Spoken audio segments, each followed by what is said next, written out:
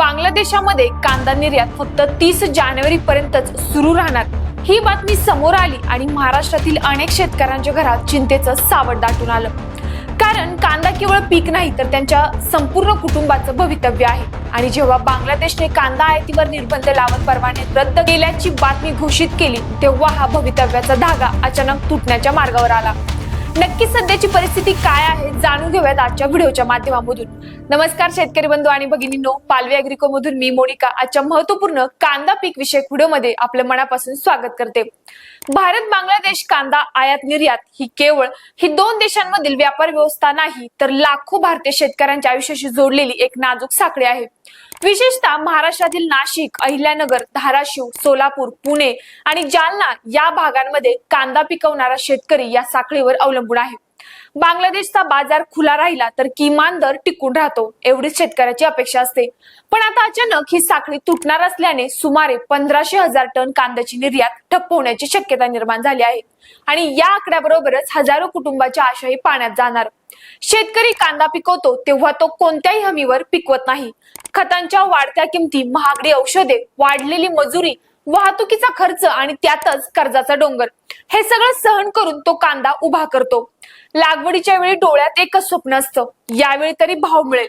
पण काढणीच्या तोंडावर जेव्हा निर्यातीचे दरवाजे बंद होतात तेव्हा त्या स्वप्नांचं काय होतं हे सांगायला शब्द कमी पडतात। आज रब्बी कांद्याची काढणी सुरू आहे। बाजारात समित्यांमध्ये आवक वाढत आहे, पण निर्यात थांबली तर जो कांदा परदेशात जाणार होता तोच कांदा देशांतर्गत बाजारामध्ये ओसंडून वाहणार आहे।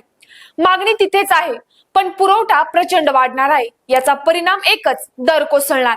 आणि दर कोसळले की कांदा पिकवणाऱ्या शेतकऱ्याच्या हातात मात्र काहीच उरणार नाही। कांदा साठवून ठेवणं प्रत्येकाला शक्य होत नाही। साठवणूक खर्चिक आहे, सुविधा अपुऱ्या होतात आणि कांदा खराब झाला की त्याची किंमत शून्य होते। याआधी असे दिवस शेतकऱ्यांनी पाहिले आहेत। यामुळे आज बांगलादेशच्या निर्णयाची भीती केवळ भविष्यातीलच नाही तर त्या जुन्या जखमा पुन्हा उघडणारी आहे। कारण शेतकरी जाणतो की निर्णय कुठेही झाला तरी त्याची किंमत शेवटी आपल्यालाच मोजावी लागणार।